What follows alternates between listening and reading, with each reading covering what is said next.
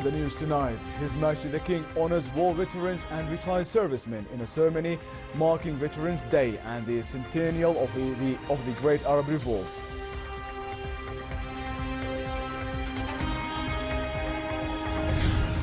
At least 23 civilians are killed when missiles hit 3 hospitals and a school in rebel-held Syrian towns, and Turkey accuses Russia of targeting civilians. And the Iraqi army is deploying thousands of soldiers to a northern base in preparation to retake the city of Mosul from Daesh. Good evening and welcome to the news at 10. His Majesty the King led a major ceremony in honor of war veterans and retired servicemen marking Veterans Day amid Jordan celebrations of the centennial of the Great Arab Revolt. The ceremony was attended by hundreds of retired servicemen, including injured veterans. During the ceremony held at the Royal Court, King Abdullah, the Supreme Commander of the Jordan Armed Forces Arab Army, watched a silent infantry parade and another march by a military brass band in celebration of the revolt's 100th anniversary. Upon arrival, King Abdullah was welcomed by the Prime Minister, the King's Advisor for Military Affairs, and the Chairman of the Joint Chiefs of Staff, as well as the Director General of the Economic and Social Association of Retired Servicemen and Veterans. Addressing the ceremony, the association's director, Major General Mahmoud Erdesat, commended the Supreme Commander for his continuous support to the war veterans and retired servicemen. The retired military personnel, he said, today chose to march in the parade of faith to the homeland and in the commemoration of the 1916 Great Arab Revolt led by the Hashemites against tyranny and injustice. The revolt, he said, heralded in a new dawn to Arab Renaissance whose key principles are freedom, unity and a better life. The ceremony was attended by royal family members, the Speakers of Parliament, the King's advisors, heads of security agencies and other civic and military officials. Meanwhile, about 900 retired officers and military veterans of various ranks, including injured military people, joined in a march that began from the first camp of the armed forces across Amman streets and ending at the Royal Court. Thousands lined the streets of the capital and chanted the veterans who held the national flag and the Great Arab Revolt banner.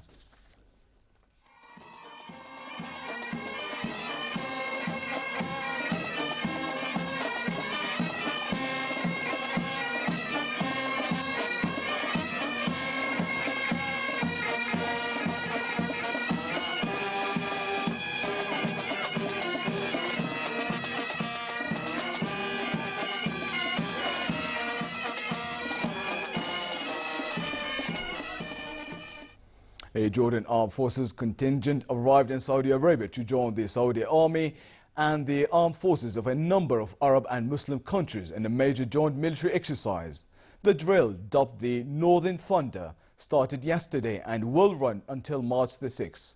It aims to stage joint operations planning and boost to combat the preparedness of the participating armies to address regional circumstances. The Kingdom's participation in the drill comes as a part of the Jordan Armed Forces Arab Army's regular training plans, which seek to exchange military expertise with other armies. Turkey warned Kurdish militia fighters in northern Syria they would face the harshest reaction if they tried to capture a town near the Turkish border. Turkish Prime Minister Ahmet Davutoglu said a Russian ballistic missile had hit a school and a hospital in the northern Syrian town of Azaz, killing many civilians, including children. The medical charity Médecins Sans Frontières also said a hospital it supports in the Idlib province of northern Syria was deliberately hit by airstrikes and 8 people were missing. The charity said the destruction of the hospital deprives about 40,000 people of health care in the conflict zone. At least 23 civilians were killed as Russian-backed Syrian troops intensified their push toward the rebel stronghold of Aleppo. 40 people were killed in Azaz near the Turkish border when missiles slammed into a school, sheltering families fleeing the offensive and the children's hospital. Here's more. The northern rebel-held Syrian town of Azaz near the Turkish border. It's where many civilians, including children, are reported killed after a Russian ballistic missile hit the town center, according to Turkish Prime Minister Ahmet Davutoglu, striking, among other things, a children's hospital and a school.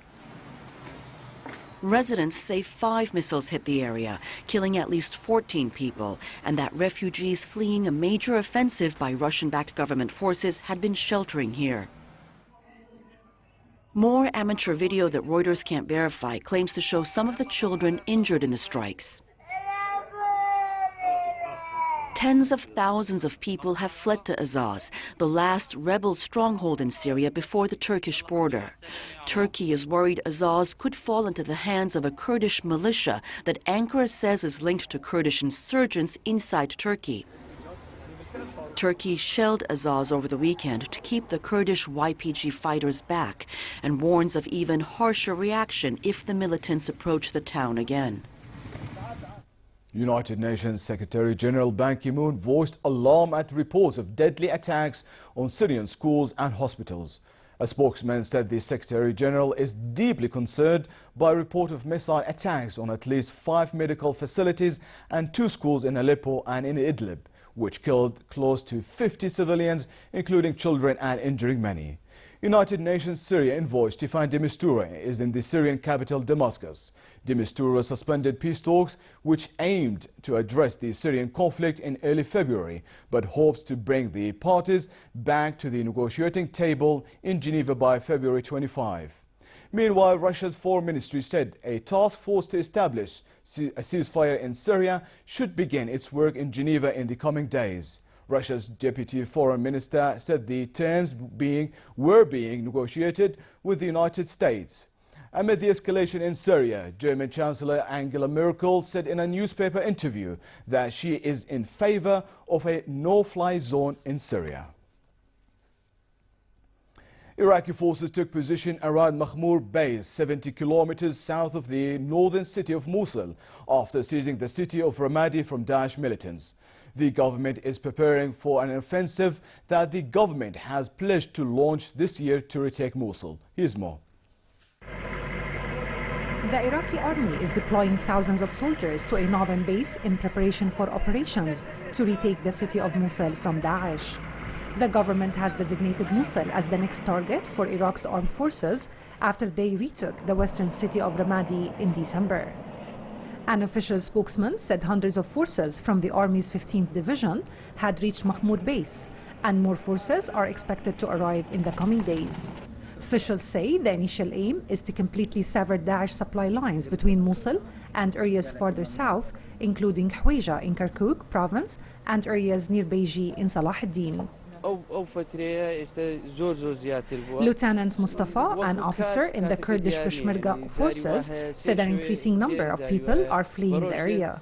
Many of them are arriving at night.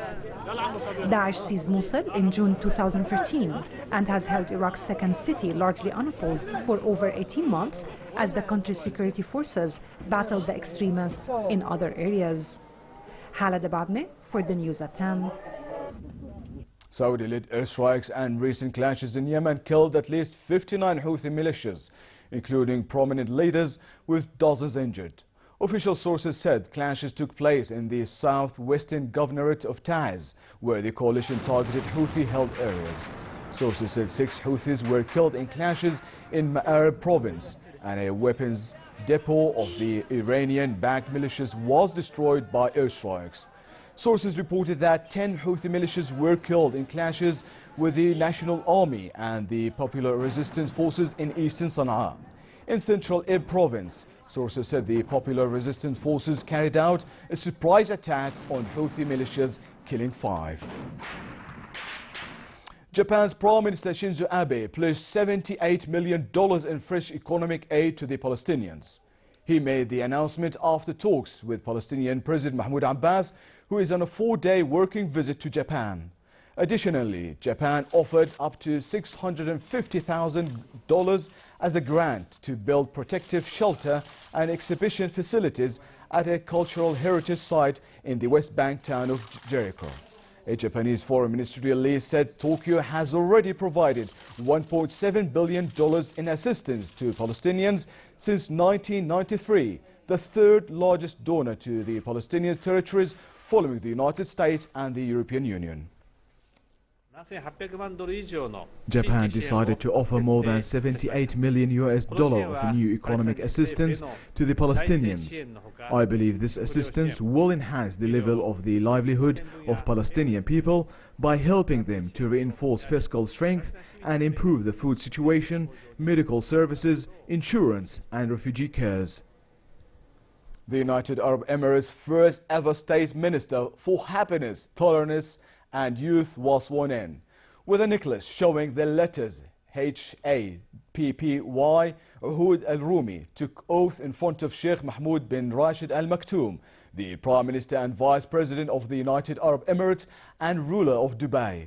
Al-Rumi has previously held several positions within Dubai government and the federal government, including that of Director General of the Prime Minister's Office. Her profile on the United Nations Foundation website reported that she holds a master's degree in business administration and a bachelor's in economics.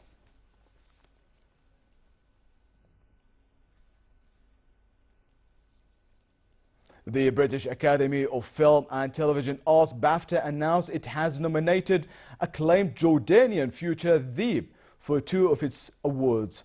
Wilderness drama The Revenant, starring Leonardo DiCaprio, has dominated this year's BAFTAs.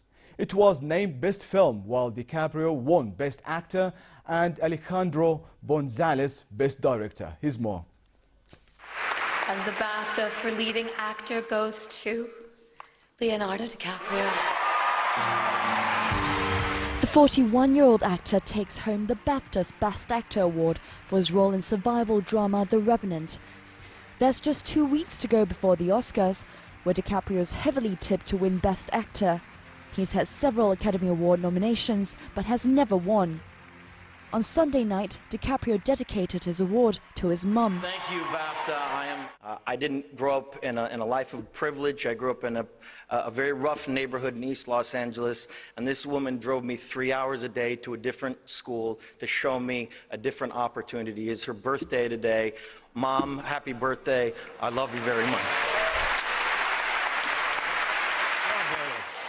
Other winners include Kate Winslet for her role in Steve Jobs, and John Boyega of Star Wars won the Rising Star Award. I'm going to share this award with all the young dreamers who are determined, who are hardworking, and who are, quite frankly, amazing. This is also for you. But the top winner is still The Revenant. It received 5 awards, including Best Film. Academy for these.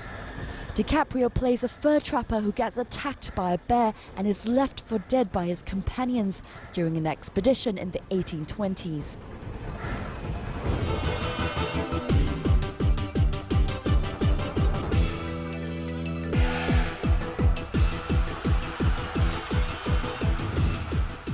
Chelsea are preparing to face Paris Saint-Germain in the Champions League tomorrow with renewed confidence in their scoring abilities after putting 5 past Newcastle United. PSG are the 3-time defending champions, while the Blues are struggling in the front of half of the Premier League, but look to be back on the right track under Gus Hiddink after the dismissal of Jose Mourinho. Chelsea's captain John Terry was ruled out of the game through injury.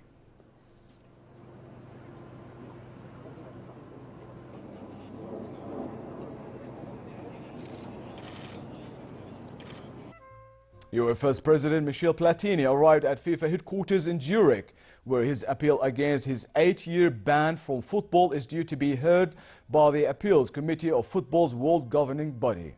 Platini and FIFA President Sepp Blatter were both banned from football for ethics violations, leaving the global game leaderless as it seeks to dig itself out of corruption cases.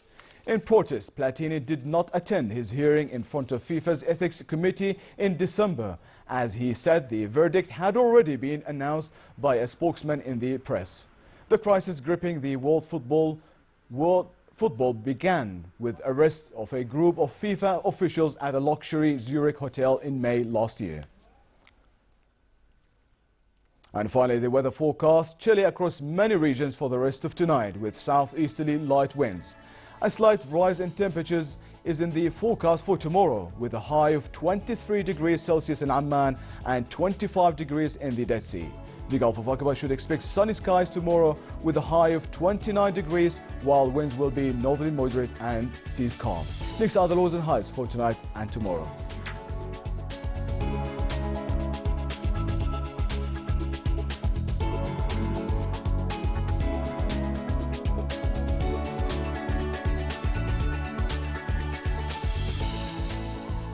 And to close here, our top stories once again. His Majesty the King honors war veterans and retired servicemen in a ceremony marking Veterans Day and the centennial of the Great Arab Revolt.